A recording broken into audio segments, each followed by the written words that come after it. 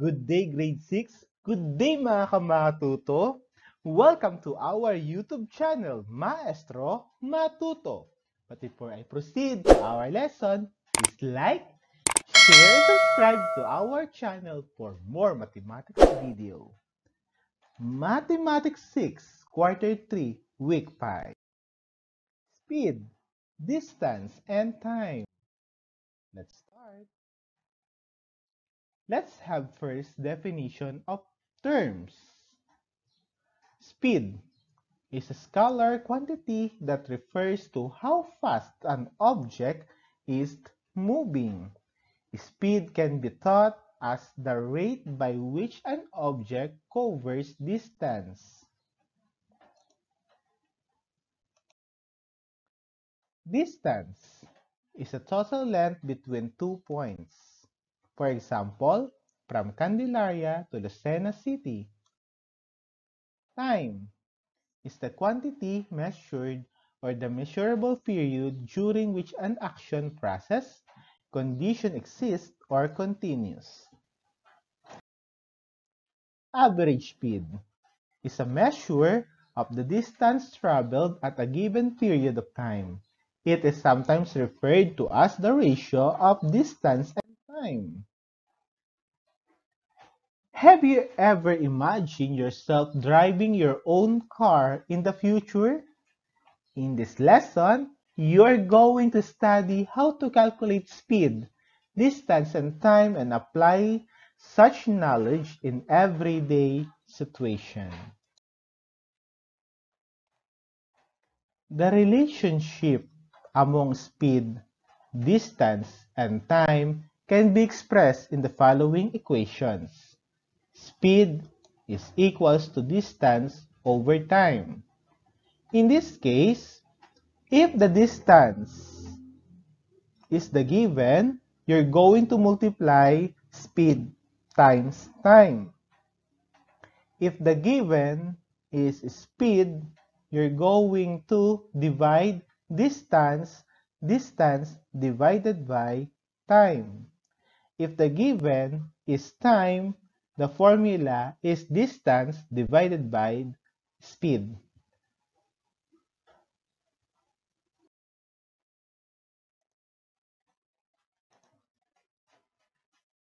In time is equals to distance over speed.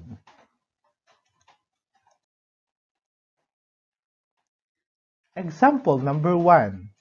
Arnold bought a new car. He drove his car from Manila to Mabini, Batangas at an average speed of 65 kilometers per hour for a total of 2.5 hours. How far did he travel? In this problem, we are given speed of 65 kilometers per hour and a time of 2.5 hours. To visualize, we can make an illustration to find the total distance traveled. We can multiply the given speed and time. So it is from Manila to Batangas.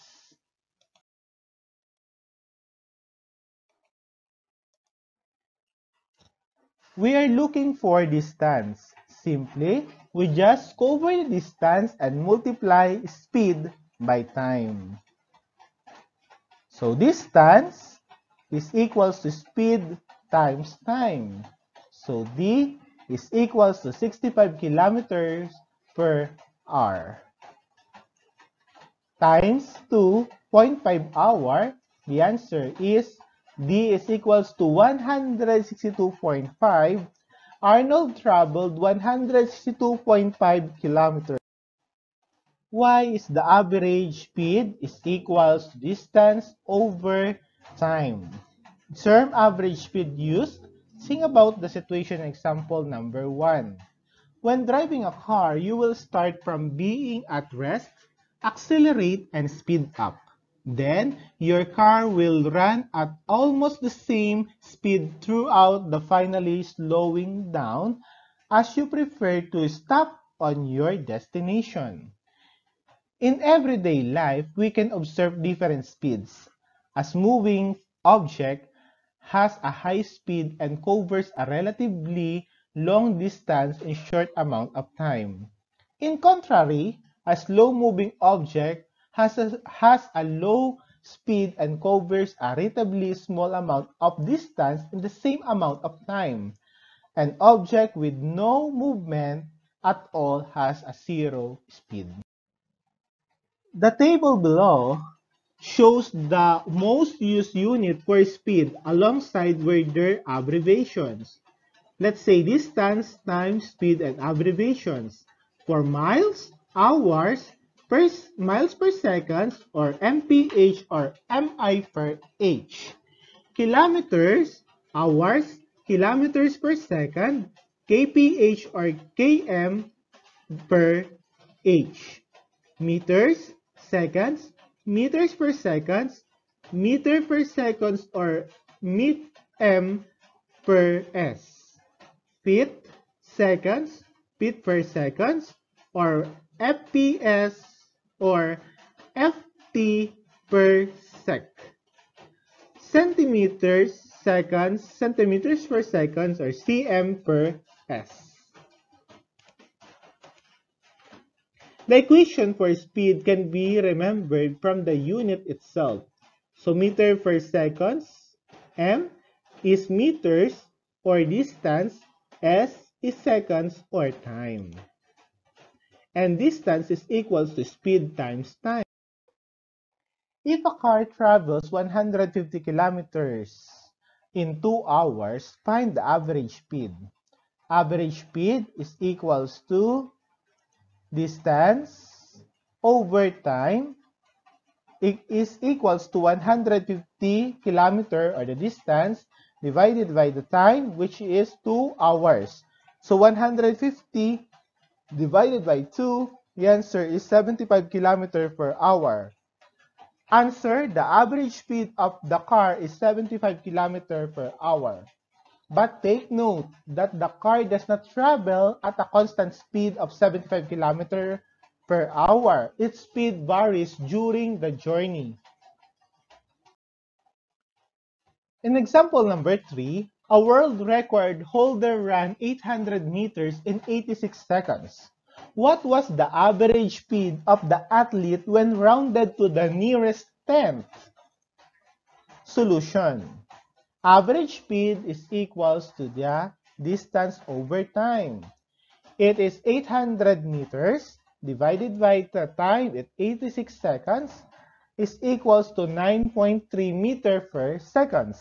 So the answer, the average speed of the athlete was 9.3 meter per seconds. In example number 4, Jacob's average driving speed on a motorcycle ride in 55 km per hour. If he drives for 4 hours, how far can he travel? Solution. Distance is equals to speed times time, or is equals to 55 times 4. The answer is Jacob can travel a distance of 220 kilometers. Number 4. Ira can type 840 words in 20 minutes. Calculate her typing speed in A. Words per minute. Another, words per hour. Solution. Her typing speed can be calculated as typing speed is equals to 840 divided by 20 is 42 words per minute. Answer, Ira's typing is 42 words per minute. Typing speed is 2,520 words per hour. Remember, in 1 hour is 60 minutes. So, Ira's typing word is 2,520 words per hour. 6. Plans to travel a total of 476 kilometers. He traveled 224 kilometers for the first 4 hours. Calculate his average speed for the first part of the journey. And B, if his average speed remains, calculate the total time for him to complete the journey.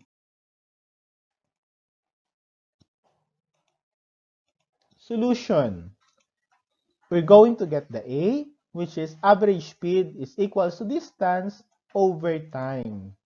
So 224 kilometer divided by 4 hours, the answer is 56 kilometer per hour.